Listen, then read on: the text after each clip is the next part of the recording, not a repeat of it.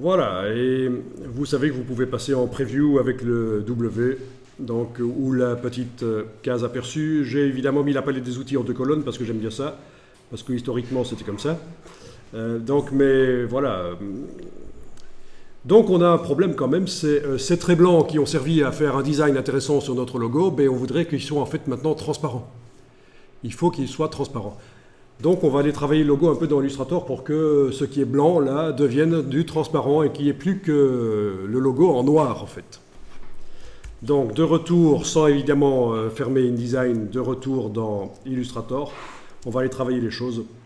Donc pour bien comprendre ce qu'on va faire, on va faire apparaître temporairement la transparence dans Illustrator, parce qu'en fait le blanc qu'on voit là de la feuille du plan de travail là, c'est de la transparence en réalité. Donc menu affichage, afficher le damier de transparence. Affichage, afficher le damier de transparence. Et là, vous remarquez qu'on a de la transparence partout et qu'on a des contours blancs, bien sûr. C'est ce qu'on voit dans InDesign. Alors, ce damier de transparence, il est assez ennuyeux parce qu'il fait mal aux yeux. Vous pouvez, comme dans Photoshop d'ailleurs, modifier son aspect. On va aller faire ça rapidement. C'est dans le menu Fichier, Format de document. Fichier, format de document. Vous avez ici possibilité de passer en grille grande, couleur moyenne. Ensuite, vous pouvez même cliquer sur un des 2 échantillons de couleurs et le faire ressembler un peu plus à l'autre.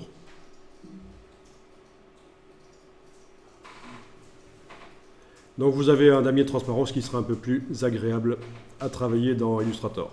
Voilà. C'est propre à chaque document, vous devrez le recommencer pour chaque document.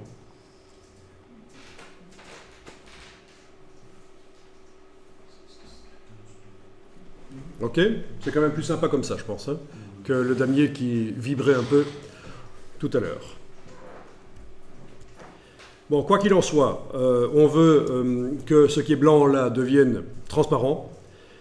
Il y a plein d'opérations à faire, c'est compliqué et ça marche pas bien.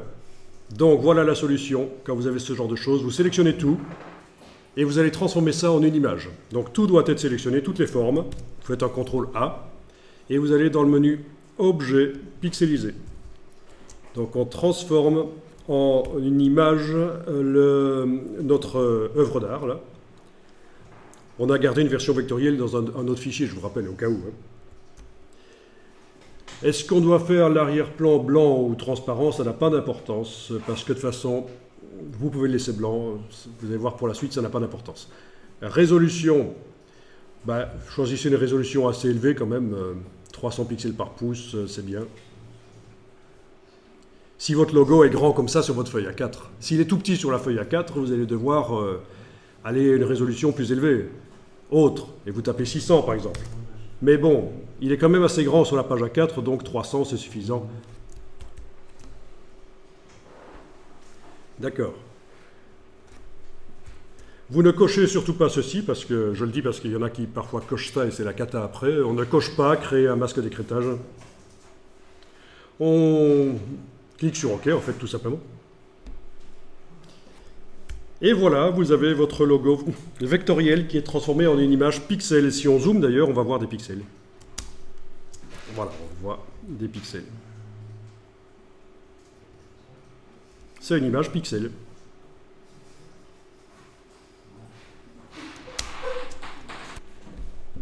Donc le but ici est au final d'obtenir un logo noir entouré de transparence et il sera vectoriel. Donc quelle est l'étape suivante? Le vectoriser bien sûr. Vous avez votre image qui est là dans Illustrator, vous allez dans le menu Fenêtre, Vectorisation de l'image. Fenêtre, Vectorisation de l'image. Vous cochez la case aperçue.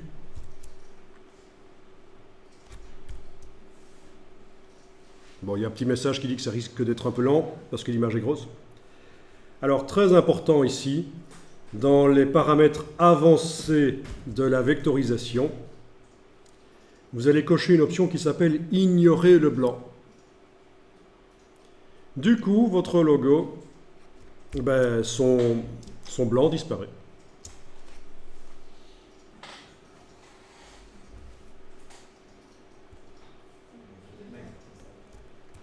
Ok, déjà là, vous pouvez faire fichier enregistré. Vous n'enregistrez pas sous un autre nom. Vous mettez simplement à jour le fichier sur le disque dur, fichier enregistré.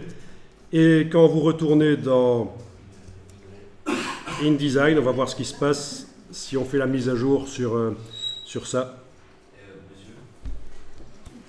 Donc, dans la boîte lien, je fais la mise à jour et on va voir ce que ça donne déjà là. Mais il y a un petit boulot en plus à faire dans Illustrator parce que si on veut donner des couleurs différentes. En tout cas, voilà, ça fonctionne là.